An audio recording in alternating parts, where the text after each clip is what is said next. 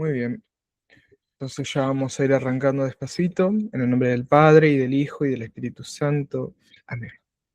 Te pedimos, Señor, que con tu Espíritu Santo y por intercesión de María Santísima, nos envíes tu luz para comprender la verdad, para comprenderte a ti, que eres la verdad, el camino y la vida, y que sea tu luz, Señor, la que nos guíe rectamente por los senderos de la fe, para que conociéndote, Señor, nos hagamos libres de seguirte, para que iluminados por tu gracia podamos encontrar el camino firme hacia ti, y que María Santísima, Reina y Madre, nos acompañe, para que por su intercesión podamos llegar un día a la patria celestial, para compartir junto a ti la comunión filial con el Padre. Por Jesucristo nuestro Señor. Amén. En el nombre del Padre, y del Hijo, y del Espíritu Santo. Amén. Muy bien, como les estaba adelantando, el tema de hoy es la teología del sacrificio redentor de Jesucristo. Aprovechando que hemos pasado esta Semana Santa, sobre todo este triduo pascual tan valioso teológicamente, es muy conveniente que hoy hablemos de este tema. Hemos visto la pasión, la muerte y la resurrección de nuestro Señor, pero tenemos que llegar a la comprensión profunda de por qué fue necesario todo esto. Nadie sufre simplemente por sufrir.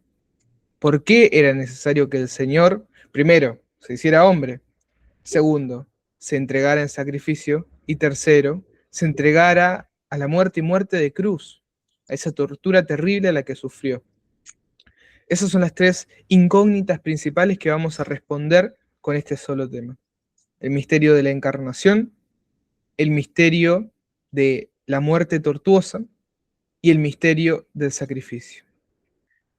Evidentemente sabemos que la resurrección es la causa final de nuestra alegría, es la esperanza misma, y es atravesando este misterio y desglosándolo que vamos a poder llegar a la verdadera alegría de la resurrección.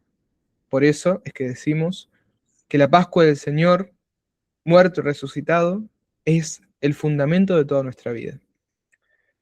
Pero ahora vamos a ir a la raíz de todo esto. ¿Qué es lo que sucedió para que Cristo tuviera que hacerse hombre y venir a este mundo a morir por nosotros? Y acá aparece el gran problema, la ofensa infinita. Para entender el sacrificio de Cristo hay que entender la gravedad del pecado y cómo éste nos ha desviado del plan divino que el Señor tenía pensado originalmente para nosotros. El pecado sabemos que es ante todo una ofensa a Dios, pero es una ofensa a Dios no en el sentido en que nosotros comprendemos una ofensa a nivel sentimental y humano, pero ya lo vamos a ver más adelante. Por ahora quedémonos con que es una ofensa a Dios que rompe al hombre. Al ser Dios un ser infinito, la ofensa adquiere una dimensión infinita. ¿Qué significa? Si yo ofendo a Dios una vez, lo hago para toda la eternidad, porque Dios es ayer, hoy y mañana, principio y fin, no cambia. Nosotros cambiamos sustancialmente, porque tenemos emociones, sentimientos y una débil voluntad. Hoy pensamos una cosa y mañana podemos pensar otra. Hoy sentimos una cosa y mañana podemos sentir otra. En cambio, Dios es infinito, es eterno, no cambia, es inmutable. Por eso, con que hayamos ofendido una vez a Dios, que se interna en el tiempo para poder tener contacto con nosotros, esa ofensa adquiere una dimensión infinita. Podemos verlo con el siguiente ejemplo. El Señor nos crea en el Edén, un jardín hermoso, perfecto, donde el hombre puede vivir con tranquilidad, sin sufrimiento, y así ir conociendo poco a poco a Dios, para ir diciéndole que sí. Pero digamos que en el Edén hay un gran pozo profundísimo. Nosotros fuimos creados por amor, pero no somos todopoderosos. Si nosotros decidimos tirarnos a ese pozo, ¿cómo volveremos a salir? ¿Cómo subiremos? Estamos acostumbrados a que siempre hayan soluciones a todo, un poco estilo novela literaria. Siempre ante el problema aparece la solución, pero la realidad es diferente. Si el hombre se tira al pozo, el hombre no puede subir por su propia cuenta y va a quedar estancado ahí por toda la eternidad. El Señor nos crea, tomándonos del infinito vacío, con el fin de que gocemos junto a Él de su amor. Ya ese es el acto creacional en donde se demuestra todo el amor de Dios. Porque nos saca de la no existencia y nos hace ser parte de la existencia para que amemos junto a Él, para que correspondamos a su amor. Esta comunión amorosa entre criatura y creador no es solamente superior a la no existencia, sino que además es la misma existencia gozosa de la que goza el mismo Señor. Eso significa que Dios nos invita verdaderamente a sentarnos a su mesa. El Señor no se contenta simplemente con crearnos y dejarnos vivir medianamente bien. El Señor quiere que compartamos de su mismo amor, del amor filial que une al Padre con el Hijo, la expresión máxima de caridad y de amor. El Señor no le pone límites a su amor, quiere que gocemos de todo lo que Él goza. No le pone límites a nosotros como criaturas. Sabemos que Dios Trino se conforma por un vínculo amoroso de las tres personas, que son un solo Dios. El Hijo ama al Padre y lo glorifica, el Padre ama al Hijo y lo glorifica, y esa unión amorosa es el Espíritu Santo glorificado. Por eso decimos que el Espíritu Santo procede tanto del Padre como del Hijo. Es por ese vínculo filial y amoroso que el hombre, criatura, puede llegar a gozar por del divino designio del mismo amor del Trino. Es decir, el hombre se ve adentrado e inmiscuido en la misma naturaleza de Dios para gozar junto a Dios de su amor. Y el hombre así fue creado. Ese fue el plan original. El hombre hecho criatura es creado en el Edén, en un espacio seguro, en el cual pueda conocer a Dios y decirle que sí. Pero lamentablemente el amor tiene una condición que no podemos evitar. Y esa condición es la libertad. Nadie puede amar si no es libre. El amor nace siempre y en toda circunstancia por un acto de la voluntad. Nadie puede ser forzado a amar. Esto es fundamental que se nos grabe en la mente y en el corazón. Nadie jamás puede ser forzado a amar. Es por eso que Dios nos tiene que crear con libertad. Y es una libertad que hoy nos pesa porque nos ha llevado a pecar.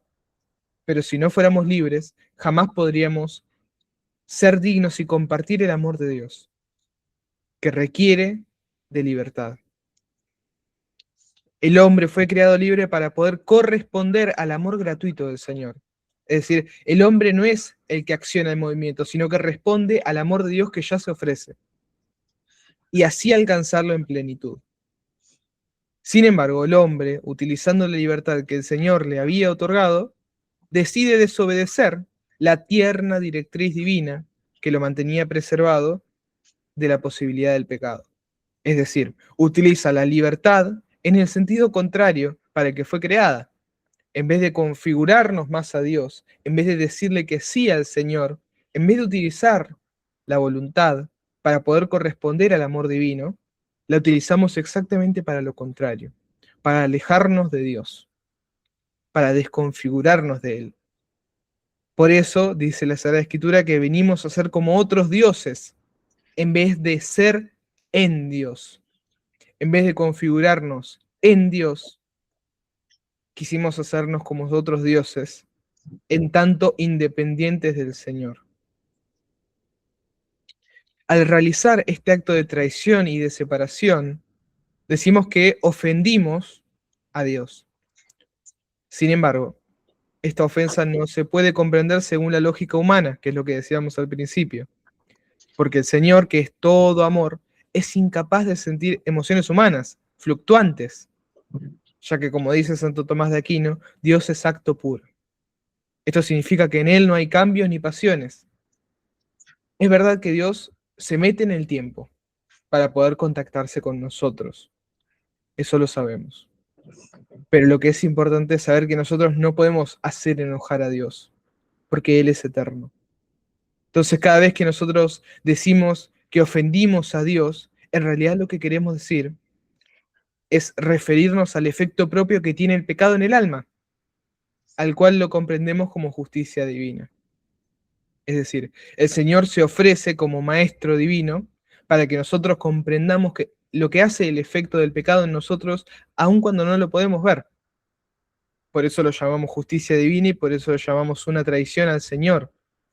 Nosotros somos incapaces de traicionar al Señor y salir de sus planes, en tanto que Él, antes de crearnos, ya sabía todo lo que íbamos a hacer. Es decir, antes de que Dios creara al hombre, ya sabía que el hombre lo iba a traicionar, y aún así lo creó. Eso significa que Dios, en su divino designio, supo que el amor vencería. No es lo que yo les estaba diciendo antes. Hay que terminar de entender esto. Dios no es una persona que se puede enojar, Dios no es una persona que puede fluctuar, sino que somos nosotros los que fluctuamos frente a la propuesta gratuita del amor de Dios que no cambia. Cuando decimos que el pecado ofende a Dios, en realidad lo que decimos es que nos rompe a nosotros mismos y eso nos impide llegar al amor divino. Y es fundamental entender esto. Y volver al ejemplo del pozo. Lo que les decía antes, el Señor nos crea en un lugar hermoso en el que hay un pozo profundo. Si nosotros nos tiramos en ese pozo, no podemos salir por la propia cuenta. Eso es el pecado. Y lamentablemente el hombre no es todopoderoso, no puede salir por su propia cuenta. Y ahí entra la incapacidad humana. El hombre, que es una criatura finita, no infinita, sino finita, es incapaz de ofrecer una reparación que sea infinita. Es decir, ante esa ofensa que hemos realizado a Dios, que es infinita, somos incapaces de repararla. Por mucho que hagamos, no nos alcanza para pagar la deuda del pecado original y de los pecados personales. Porque esta separación que el hombre decide realizar de Dios es particularmente grave e irreversible debido al factor de la libertad. Podemos decir que el hombre solamente tiene dos cosas útiles que puede hacer con su libertad: amar a Dios o rechazarlo. Digamos, dos últimos términos de esa misma libertad. El resto de actos que hacemos derivan en una de estas dos cosas: amar a Dios o rechazarlo, ir para adelante o ir para atrás.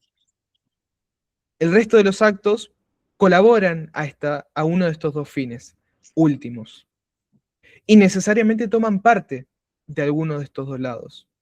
No hay actos que podamos hacer que se mantengan neutros.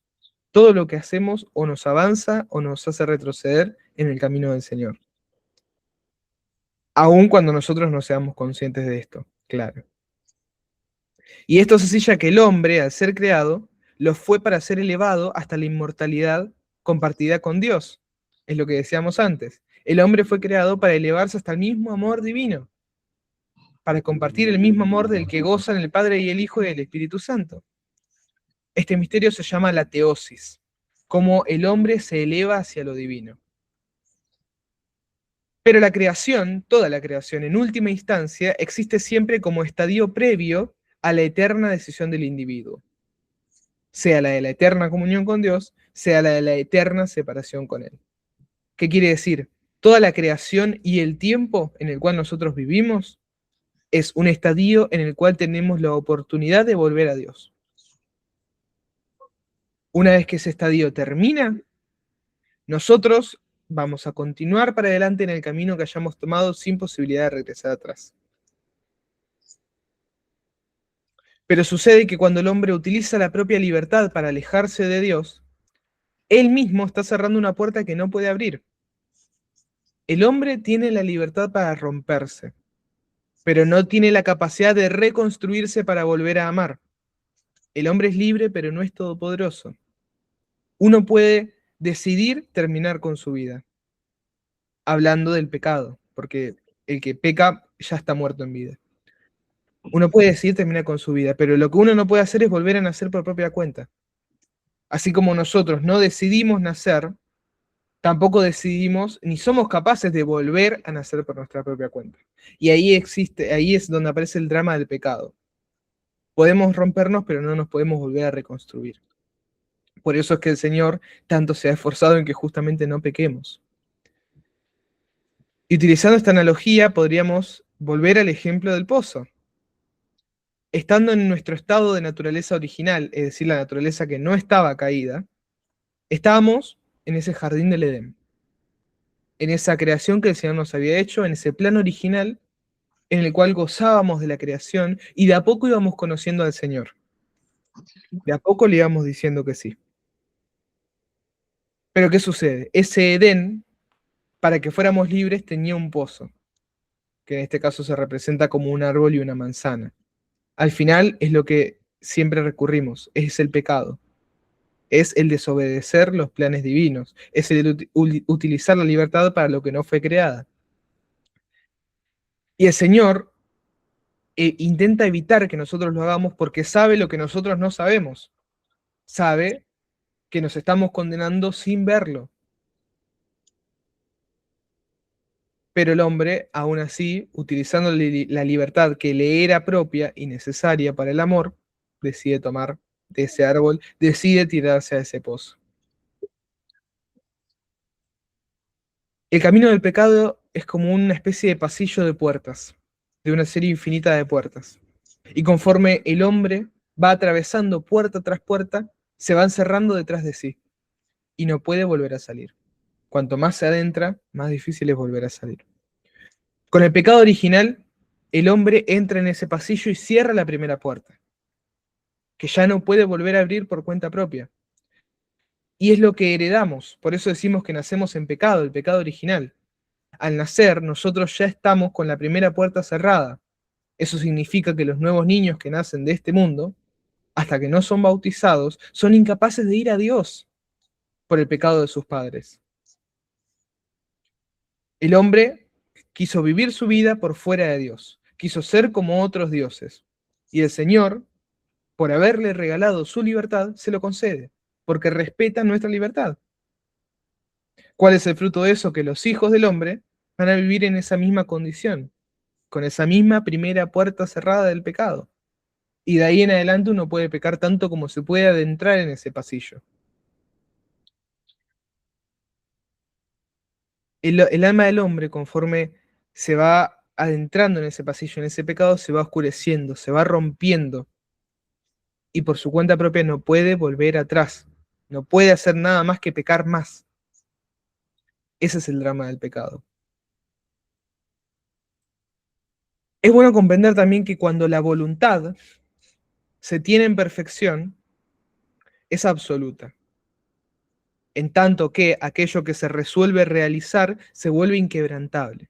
Una vez que el ser toma la decisión, es para siempre. Y esto lo vemos en el ejemplo de los ángeles.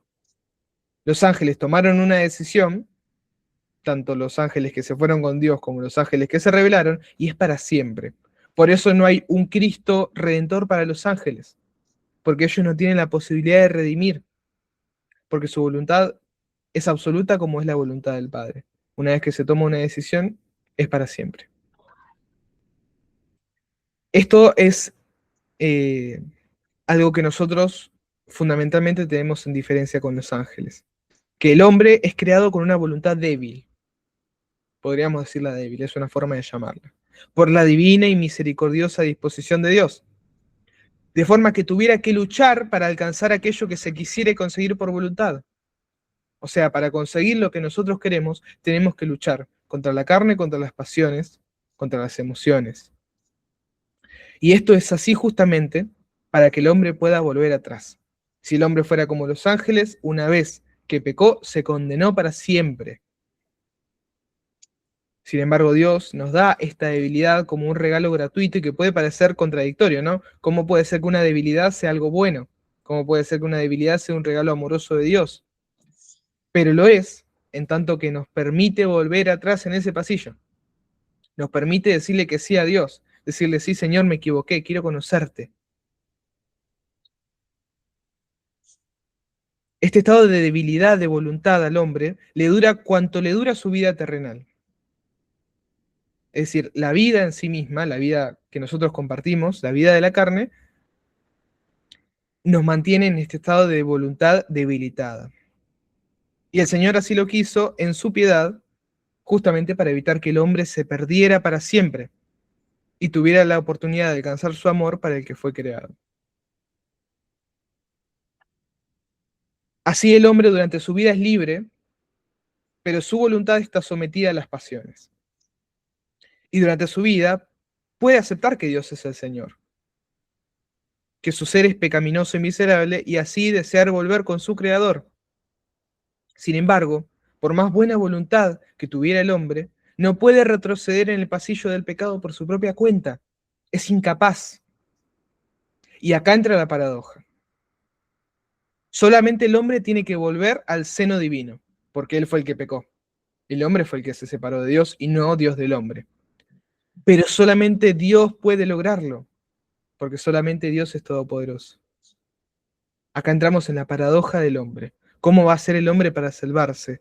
¿Cómo va a ser el hombre para volver al seno del Señor, su creador? Para hacerlo tendría que reconstruirse, volver a nacer.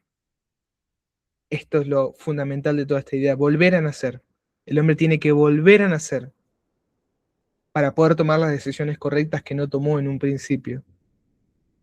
Volver a nacer según la naturaleza original, según el plan original que Dios tuvo para nosotros, y ahí sí tomar la puerta del amor. Ya no entrar en el pasillo del pecado, sino entrar en el pasillo del Señor. Porque del pasillo del pecado no se puede volver atrás. La única forma de retroceder es destruyéndose a la naturaleza del pecado. Nosotros somos como vasos vacíos.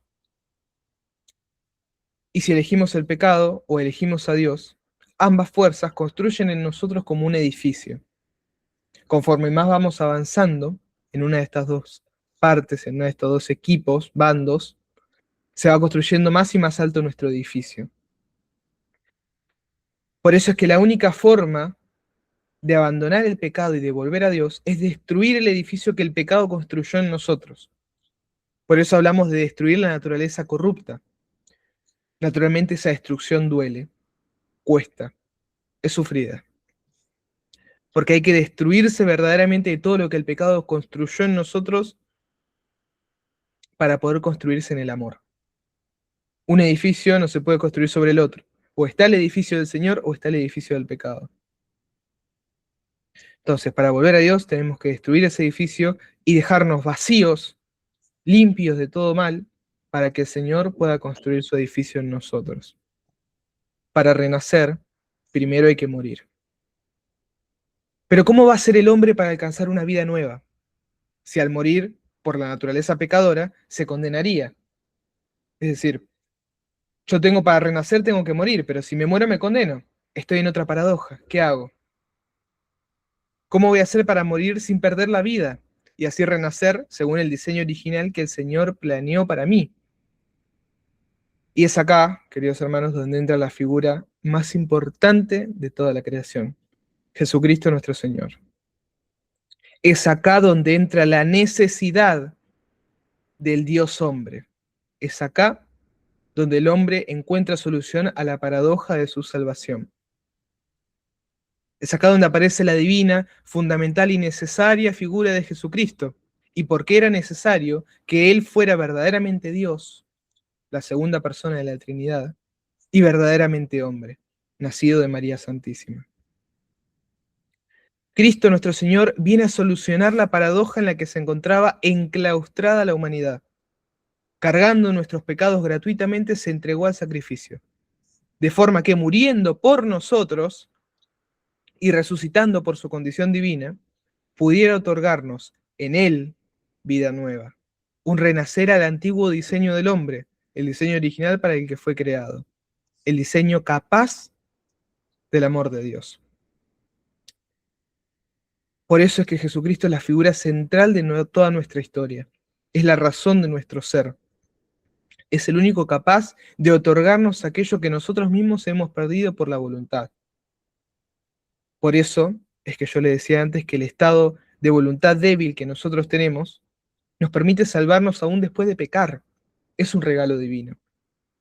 Pero que sin embargo es un regalo que no puede mantenerse en la eternidad, porque si nosotros nos mantuviéramos durante toda la eternidad con este estado de voluntad débil, tampoco jamás podríamos alcanzar al Señor.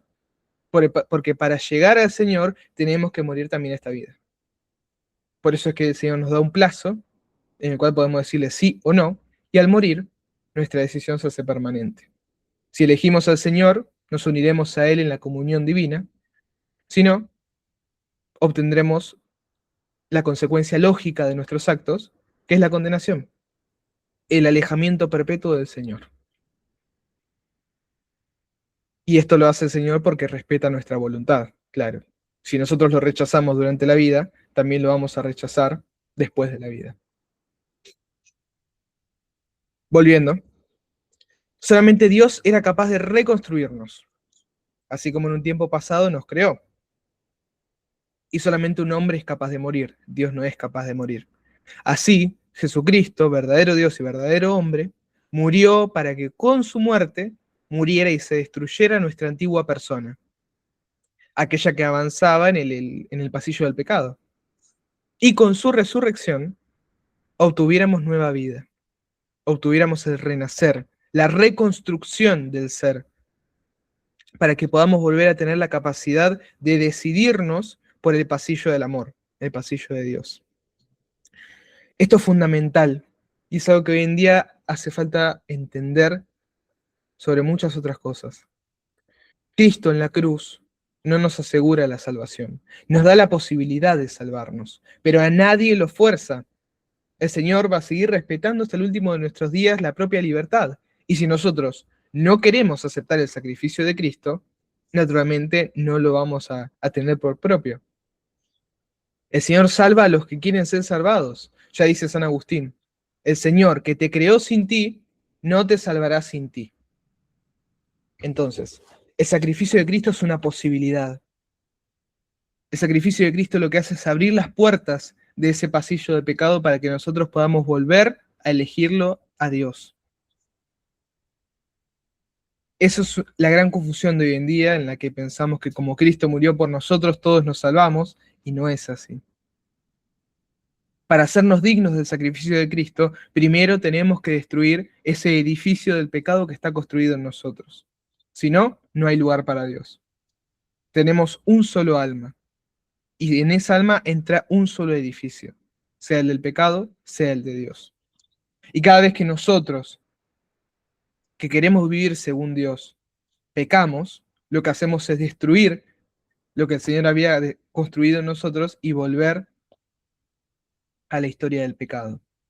Por eso es que cada vez que nosotros pecamos, nos confesamos y comulgamos, volvemos a renacer por el sacrificio de Cristo. Volvemos a obtener la vida nueva por el sacrificio de Cristo. Y así, más conscientes nos hacemos de cuánto nos ama el Señor, que no solo se conformó con darnos una oportunidad de salvarnos, sino que nos da todas las que necesitemos, para que cada vez que pequemos, volvamos a Él, por más que sean millones de veces, volvamos a Él. Ese es el amor del Señor, que gratuitamente se da para nuestra salvación. ¿Hasta ahora hay alguna duda, alguna pregunta? Hacemos un pequeño instante de meditación porque fue mucho hasta ahora. Bueno, piénsenlo, si tienen alguna, ya saben, pueden levantar la mano y hablar, no hay ningún tipo de problema.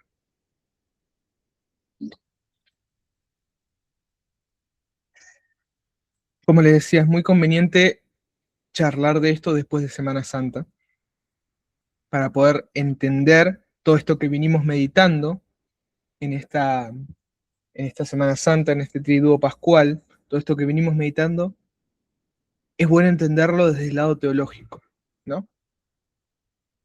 Y ahora vamos a leer un poco del catecismo. En el 613, en el numeral 613, nos dice lo siguiente. La muerte de Cristo es a la vez el sacrificio pascual que lleva a cabo la redención definitiva de los hombres. Hago un párate y explicamos. El sacrificio pascual nos evoca a la tradición de Israel. Israel sacrificaba animales pensando que de esa forma expiaba sus propios pecados. Naturalmente Dios no necesita que matemos animales para perdonarnos. No tiene ningún tipo de valor. Simplemente era la forma de preparar al pueblo para que comprendiera el sacrificio de Cristo, el Cordero de Dios, que quita el pecado del mundo.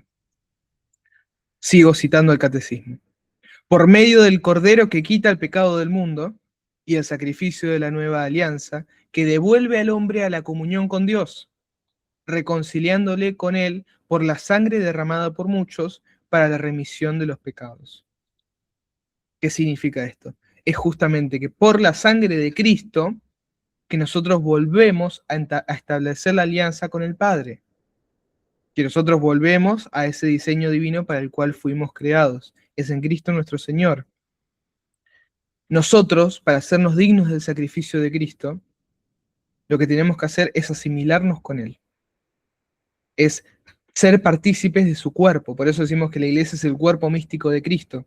Nosotros nos hacemos uno con Cristo para que siendo uno con Cristo, de Él y con Él, obtengamos vida nueva y la filiación con el Padre.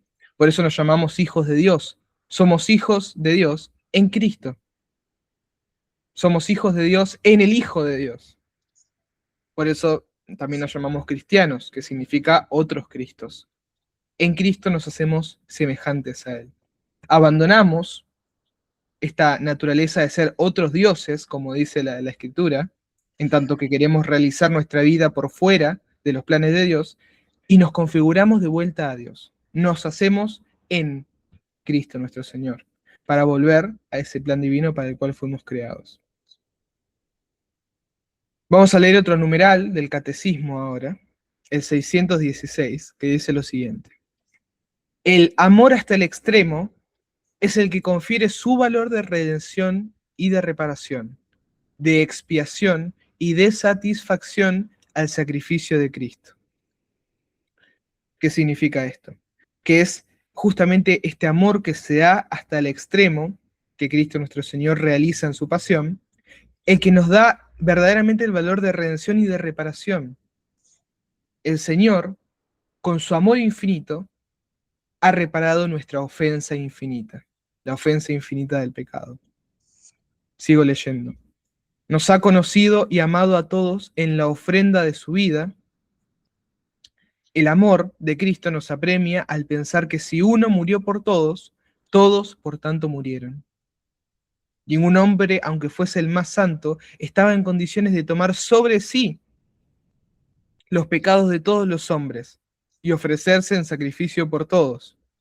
La existencia en Cristo de la persona divina del Hijo, que al mismo tiempo sobrepasa y abraza a todas las personas humanas y que le constituye cabeza de toda la humanidad, hace posible su sacrificio redentor por todos. Leyendo esto tenemos que evocarnos a lo que hablábamos de la paradoja. ¿Cómo va el hombre a renacer si es incapaz de hacerlo? ¿Cómo el hombre va a salir del pozo del pecado? Y acá el catecismo nos lo explica. Es en Cristo que la humanidad consigue redención, porque Cristo se asemeja con el hombre. Cristo se hace hombre, para que compartiendo nuestra naturaleza, nosotros podamos compartir con Él la salvación. El catecismo dice, ningún hombre, aunque fuese el más santo, estaba en condiciones de tomar sobre sí los pecados de todos los hombres y ofrecerse en sacrificio por todos. Me atrevo a decir que ningún hombre estaba en condición, ni aunque fuera el más santo, de cargar sobre sí mismo sus propios pecados, porque al final todos somos pecadores. Esto puede parecer un poco cerrado en tanto que, ¿por qué todos somos pecadores? ¿No? ¿Por qué nacemos pecadores? ¿Por qué? ¿Por qué tiene que ser así? Y a eso es lo que nosotros nos remontamos, como decíamos antes, al pecado original. Volviendo al ejemplo del pasillo, a este pasillo de pecado, este pasillo de puertas, que conforme nosotros avanzamos se cierran detrás nuestro, Adán y Eva con el primer pecado, el pecado original, que es hereditario, lo que hace es ponernos en ese pasillo y cerrar la primera puerta. Con esa primera puerta cerrada, por el pecado original, no podemos volver atrás. Lo único que podemos hacer es quedarnos ahí o caminar más en el camino del pecado. La libertad que el hombre quiso conseguir, haciéndose independiente de Dios, lo esclavizó del pecado. Ese es el drama del hombre. Que desobedeciendo a Dios, no se hizo un revolucionario o un rebelde, sino que se condenó a sí mismo. Esto me viene a la cabeza la escritura cuando dice, cuando un ciego guía a otro ciego, los dos caen al pozo. Y esto es lo que sucede. Cuando el hombre se deja guiar solamente por el hombre, caen al pozo. Porque es Dios el que nos creó y por tanto es Dios, fuente de todo amor, el que sabe qué es lo mejor para nosotros. todo lo que podamos hacer por fuera de Dios es necesariamente peor y más doloroso que lo que Dios quiere para nosotros. Entonces, ¿cómo vamos a dudar de los planes de Dios para con nosotros si es el que más nos ama? Nos ama más que nosotros mismos. Es ahí que nosotros tenemos que saber entregarnos a la fe para poder ser dignos del sacrificio de Cristo. Por eso es que no todos los hombres automáticamente quedan salvados después de la muerte de Cristo, sino que Él abre la posibilidad, abre las puertas de ese pasillo del pecado y nos dice, vengan a mí. Pero nosotros seguimos teniendo piernas y la decisión de caminar hacia un lado o hacia el otro. El Señor jamás, jamás, jamás viola nuestra voluntad. Y si nosotros no lo aceptamos, no vamos a hacernos dignos de ese sacrificio. De todas estas cosas que fuimos leyendo del catecismo, tomamos lo siguiente. Cristo no era solamente el único capaz de redimir a un hombre de su vida de condenación, sino que además, por su inmenso amor, lo hizo por todos y cada uno, para ofrecer a la humanidad entera la posibilidad del amor divino, misma que fue perdida en el suceso del pecado original. Por eso es tan dramático el pecado original, porque lo que hace el hombre es decirle no a Dios, no a los planes de Dios y por tanto no a la comunión con Dios. Y volvemos al principio, como Dios es un ser infinito, el no del hombre se vuelve infinito. El no del hombre que le entrega a Dios ya no tiene reparación por cuenta propia. Y es ahí que es necesaria la figura de Cristo nuestro Señor. Y no solo nos regala la posibilidad del amor divino, es decir, no solo nos abre las puertas a Dios, sino que además, por su sacrificio, ya todas las consecuencias del pecado quedan eliminadas. De forma que aunque habiendo conseguido vida nueva en Cristo, volvemos a pecar, lo que decíamos antes, volvemos al pasillo y a adentrarnos a caminar, ya no volvemos a hacernos prisioneros del pecado. Y esto es fundamental. Con la libertad que consiguen nuestros primeros padres, Adán y Eva, haciéndose independientes de Dios, se hacen esclavos del pecado. Con el sacrificio de Cristo, nosotros nos liberamos de la esclavitud del pecado. El pecado ya no nos controla, ya no define nuestro destino, sino que la puerta queda abierta para que volvamos al Señor. Simplemente basta arrepentirse, y ahí entra nuestra voluntad débil, decir, me equivoqué, me arrepiento para volver al Señor. Así, cada vez que nos confesamos y el Señor nos perdona, volvemos a renacer, una y otra y otra y otra vez.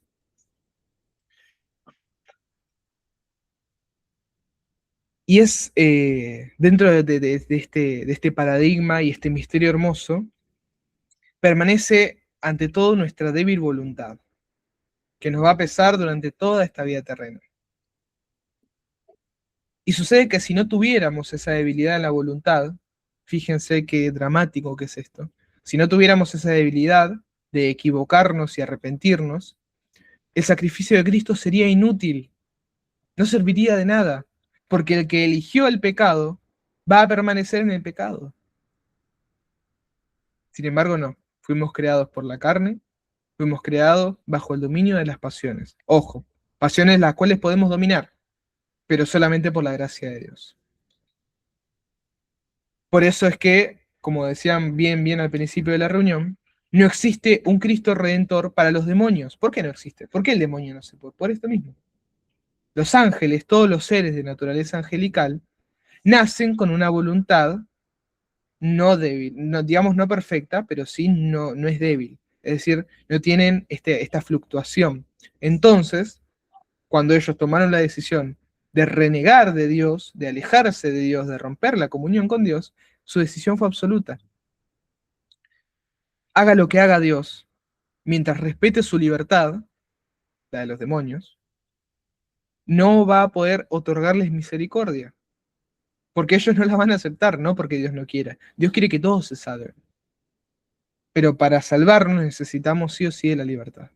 Lamentablemente eso es así, hermanos. Para todos los seres que podemos ser dignos de ver el rostro del Señor, es decir, ángeles y humanos, la libertad es condición esencial.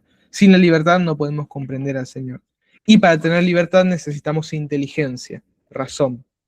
Por eso es que los animales no entran dentro de las leyes del hombre, porque no tienen inteligencia, no pueden comprender al Señor. Fueron creados, siendo parte de la creación, para el servicio del hombre. De todo esto, de todo este aprendizaje teológico, de toda esta razón detrás del sacrificio de Cristo, no todo se trata de teología, no todo se trata de palabras, sino que se trata de amor. Y lo más fuerte de la entrega de Cristo no necesariamente es la redención de los pecados a nivel sentimental, a nivel emocional, porque sí es lo más importante, la razón principal es esa. Pero cuando uno contempla la razón, digamos, secundaria de la entrega de Cristo, sobre todo en la pasión, es lo que verdaderamente conmueve y santifica a niveles extraordinarios, que es lo siguiente. Dios pudo habernos redimido sin sufrir nada. Dios es todopoderoso. Ya lo dice Santo Tomás de Aquino. Dios podría haber enviado un edicto desde el cielo diciendo todos los hombres quedan perdonados. No hacía falta que nadie muriera. Eso es verdad. Sin embargo, Dios envió a su Hijo y su Hijo quiso padecer lo que padeció, un dolor indecible, inimaginable, simplemente para que nosotros, desde el fondo de ese pozo de pecado, viéramos la luz de su amor, resplandecer en el dolor y en la pasión.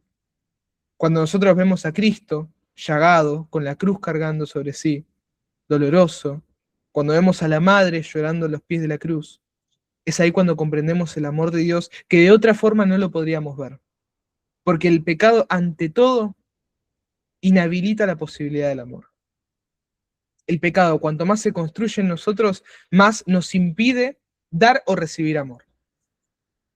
Y como Dios sabe que por esa naturaleza pecaminosa no sabríamos ver el amor a la cara, decide sufrir, para que al menos, no viendo el amor a la cara, lo veamos en la sangre de Cristo nuestro Señor. Lo veamos en su pasión, en todo lo que sufrió por nosotros. Eso es particularmente fuerte. Cuánto sufrió el Señor y cuánto se dio el Señor solamente para que lo conozcamos, solamente para que lo miremos a la cara y descubramos su amor.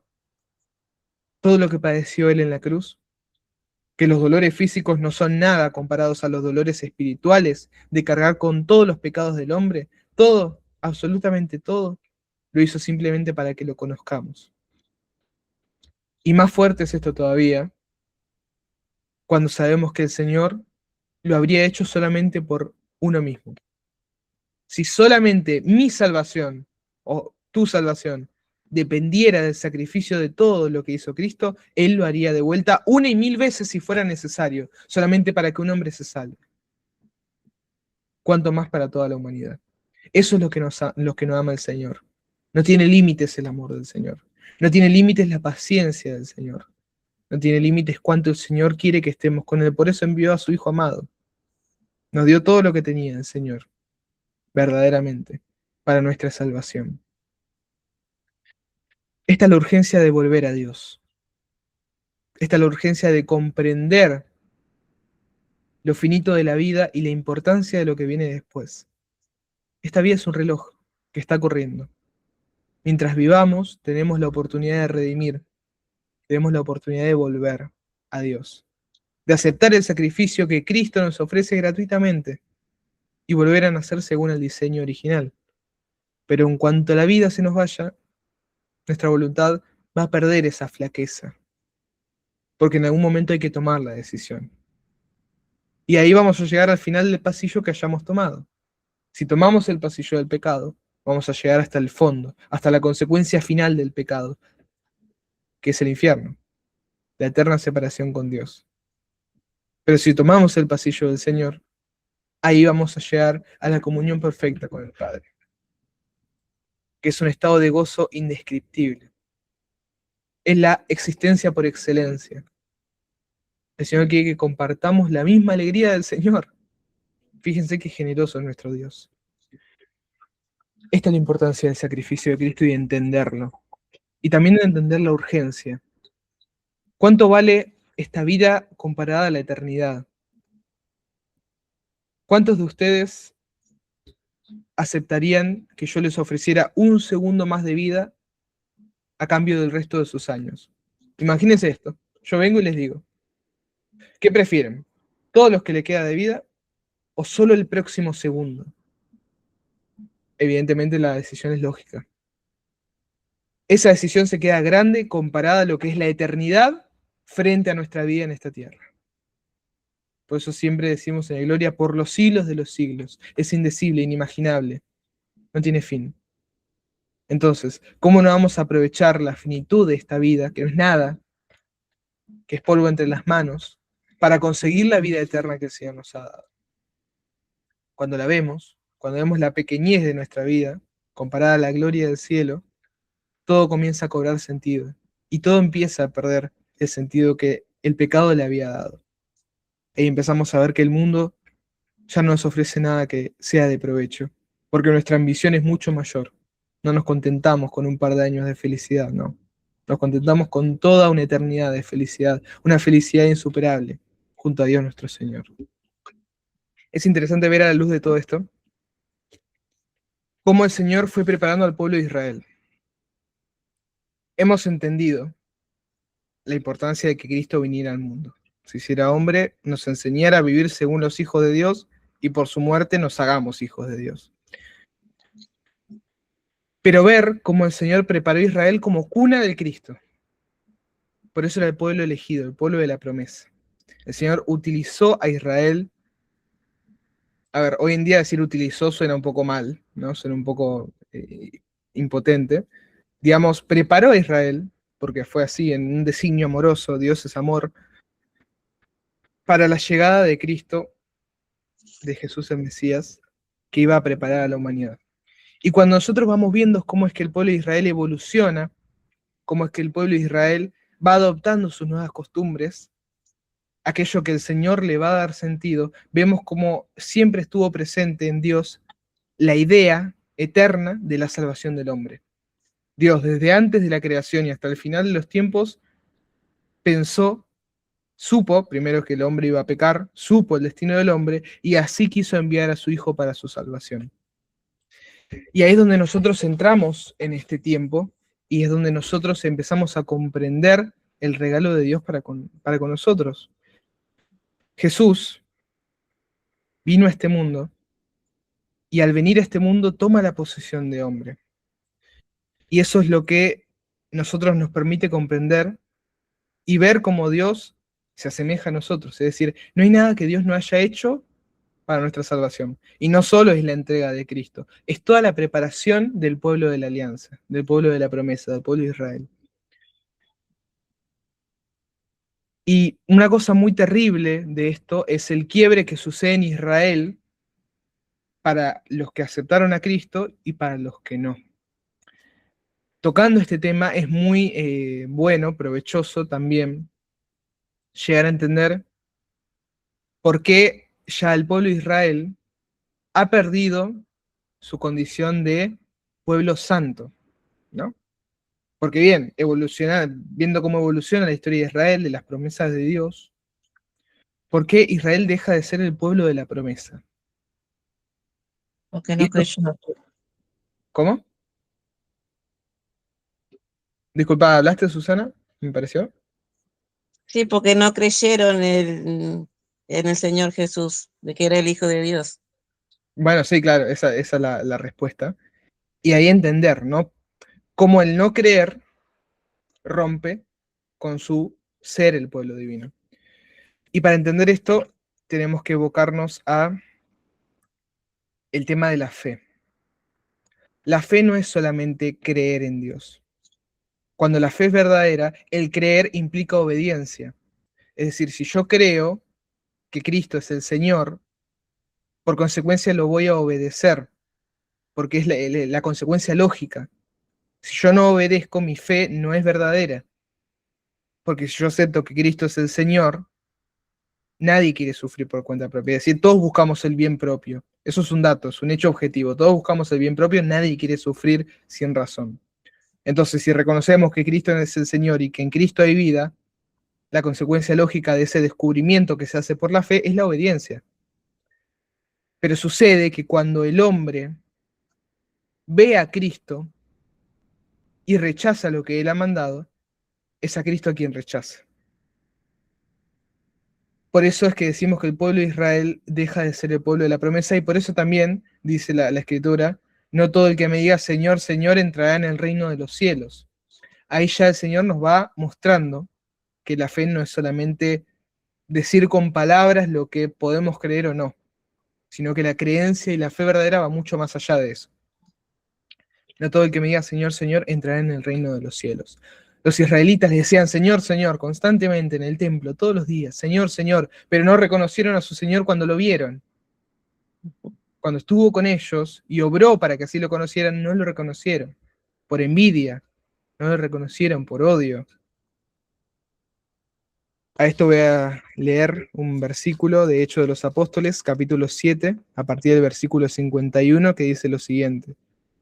Duros de cerviz, incircuncisos de mente y de oído, vosotros siempre ofrecéis resistencia al Espíritu Santo. Sois igual que vuestros antepasados. ¿A qué profeta no persiguieron vuestros antepasados? Ellos mataron a los que habían anunciado de antemano la venida del justo, de aquel a quien vosotros ahora habéis traicionado y asesinado. Vosotros, que recibisteis la ley por mediación de ángeles y no la habéis guardado. Mientras oían estas cosas, se consumían de rabia por dentro y rechinaban sus dientes contra él. Pero él, lleno del Espíritu Santo, miró fijamente al cielo y vio la gloria de Dios y a Jesús de pie a su derecha. Dijo entonces, estoy viendo los cielos abiertos y al Hijo del Hombre del pie, a la derecha de Dios. Al oírlo ellos, se pusieron a vociferar, se taparon sus oídos y todos a una se abalanzaron sobre él. Lo arrastraron fuera de la ciudad y empezaron a apedrearlo. Los testigos depusieron sus mantos a los pies de un joven llamado Saulo. Mientras lo apedreaban, Esteban hacía esta invocación. Señor Jesús, recibe mi espíritu.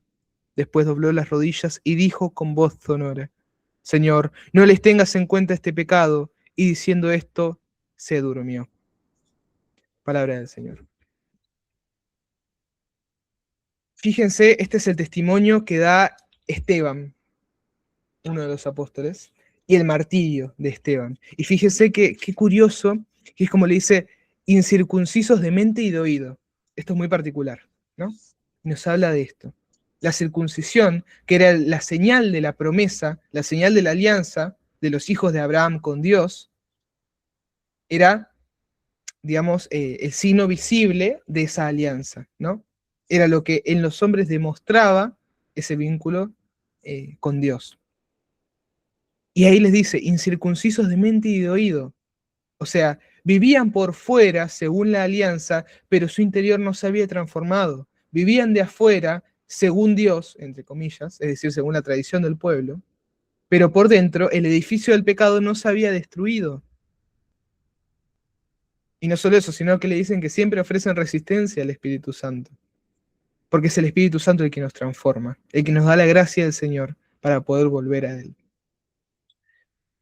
No es verdaderamente digno del sacrificio de Cristo e hijo de Dios, sino aquel que lo obedece, sino aquel que se hace manso y humilde de corazón, sino aquel que se entrega para que entregándose uno mismo como sacrificio, pueda sumarse al sacrificio de Cristo y así renacer junto a Él.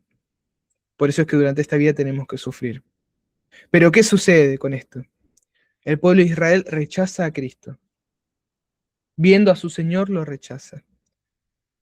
Incircuncisos de mente, le está diciendo. Es decir, tienen la señal de la alianza por fuera, pero por dentro están vacíos de la alianza. Ahí ya nos está adelantando que el pueblo de Israel deja de ser el pueblo elegido por haber incumplido la alianza con Dios. Recordemos que la primera alianza que hace el Señor es gratuita. La hace con Noé después del diluvio. Y le promete que nunca más volvería a azotar a la humanidad con eso. No le pide nada. La primera alianza es gratuita. Pero a partir de la segunda alianza con Abraham, esa alianza ya no es gratuita. Implica un obedecimiento al Señor. Implica seguir los mandatos del Señor. Y aquí mismo decía, vosotros que recibisteis la ley por mediación de ángeles y no la habéis guardado. O sea, el Señor, habiendo otorgado la ley, que hacía al pueblo ser el pueblo de la alianza, el pueblo no la guardó, la rompió. Entonces ahí pierden la condición de pueblo santo. Hablar del tema de Israel es muy interesante y es necesario en tanto que entendemos más sobre cómo nosotros nos hacemos hijos de Dios. Porque es fundamental comprender que hacernos dignos del sacrificio de Cristo no es solamente decirle Señor, Señor, no es solamente decirle sí, Señor, yo acepto tu sacrificio, sino que nos tenemos que entregar junto a Él, para que muriendo junto a Él nos hagamos uno en Cristo nuestro Señor. Lo que había leído antes en una de las citas del catecismo, que en realidad está en segunda de Colosenses, capítulo 5, versículo 14, que dice, el amor de Cristo nos apremia al pensar que si uno murió por todos, todos por tanto murieron. Y ahí está lo que estamos hablando. Tenemos que morir con Cristo. Si no morimos con Cristo, no nos reconstruimos. Tenemos que morir a la antigua vida de pecado para volver a nacer, porque no vuelve a nacer el que está vivo, vuelve a nacer el que muere. Y ahí es donde aparece el signo del bautismo. Al sumergirnos en las aguas, lo que estamos haciendo es representando la muerte. Nos sumergimos como si muriéramos y resucitamos de esas aguas como Cristo. Por eso es que también Cristo se bautiza en su momento en el Jordán. Respecto a ese tema hay un video en el canal de YouTube que lo pueden mirar, se profundiza más respecto a eso. No vamos a profundizar tanto hoy, pero sí es importante entender esto. Cristo se bautiza para santificar las aguas, representando que con su muerte nosotros morimos junto a Él para resurgir en su gloria. Y ahí es donde vemos, digamos, la característica, el cómo llegar al sacrificio de Cristo. Muriendo con Él, nos hacemos dignos de su gloria. No solo se ofreció un sacrificio, sino que nos dio el ejemplo. Por eso es que decimos que el Señor, habiendo podido emitir un edicto celestial desde toda la eternidad perdonándonos, quiso bajar, quiso hacerse hombre y quiso morir y que lo veamos morir. Para que así, justamente, comprendamos, viendo el ejemplo, lo que nosotros tenemos que hacer para volver a Él. El Señor no solo nos abre las puertas del pasillo para volver a Él, sino que nos enseña cómo llegar, cómo salir de ese pozo de pecado. Nos tiende la cuerda y nos enseña a subir. El Señor nos da todo lo que necesitamos para volver a Él. Y nada por fuera de Él necesitamos. Pero hay que obedecerlo, hay que seguirlo, hay que escuchar la ley, hay que leer el Evangelio, hay que conocer lo que el Señor nos ha dicho durante su vida, porque nos ha enseñado así a ser hijos de Dios. Cristo, el Hijo de Dios vivo, se hizo hombre, durante su vida predicó como ser hijo de Dios y muriendo nos hizo en Él hijos de Dios. Con eso vamos a ir terminando ya el encuentro de hoy. Les doy una oportunidad más de hablar, hablen ahora o callen para siempre. No, pues si surge algo más, como siempre le digo, pueden subirlo en el grupo, no hay problema. Pero es muy importante, y esto se lo voy a repetir hasta el último de mis días, preguntarse, duden que la iglesia responde, duden que la iglesia tiene respuestas para todo, porque cuando acallamos las dudas, queda un vacío que el maligno puede aprovechar para engañarnos. Duden, no tengan miedo en preguntar, que la iglesia responde, que la iglesia provee, porque es el Señor que provee por medio del cuerpo místico de Cristo. Entonces, todo este tipo de cosas es muy fructífera de preguntarse, de cuestionarse, de decir, ¿por qué? ¿Por qué era necesario? No tiene nada de malo. Y la iglesia responde. Y no solo responde, nos aumenta la fe, el entender lo que Cristo hizo por nosotros sin necesidad, sin obligación, solamente por amor. Por eso dice Cristo, nadie me quita la vida, sino que yo le entrego. Nadie podía matar a Cristo si Él así no lo aceptaba, si Él así no lo quería. Y ahí radica el amor al cual nosotros tomamos como ejemplo y al cual nosotros aspiramos. Porque el Señor cambia nuestra mentalidad, destruye el edificio del pecado para construirnos según Él. Por eso dice, yo hago nuevas todas las cosas. Con ese nuevo edificio de Dios nosotros vemos todo de forma diferente. Y verdaderamente por la fe somos iluminados con el Espíritu Santo para comprender no solo la realidad de la creación, sino que el sentido de nuestra vida también. Si no queda nada más por decir, ya las despido, las dejo irse en paz. Cualquier cosa suban, si les quedan dudas después de esto, medítenlo y suban las dudas al grupo y las vamos a estar respondiendo. Siempre le digo, suban, no tengan miedo de subirla al grupo porque a veces la duda que tiene uno también le sirve a los demás. Dudas que los demás de repente no supieron poner en palabras, se encuentran la solución en la pregunta de otro. Así que esto sea para el crecimiento de todos. Vamos a hacer una oración final para cerrar y entregar todo y ya las dejo irse. En el nombre del Padre y del Hijo y del Espíritu Santo. Amén.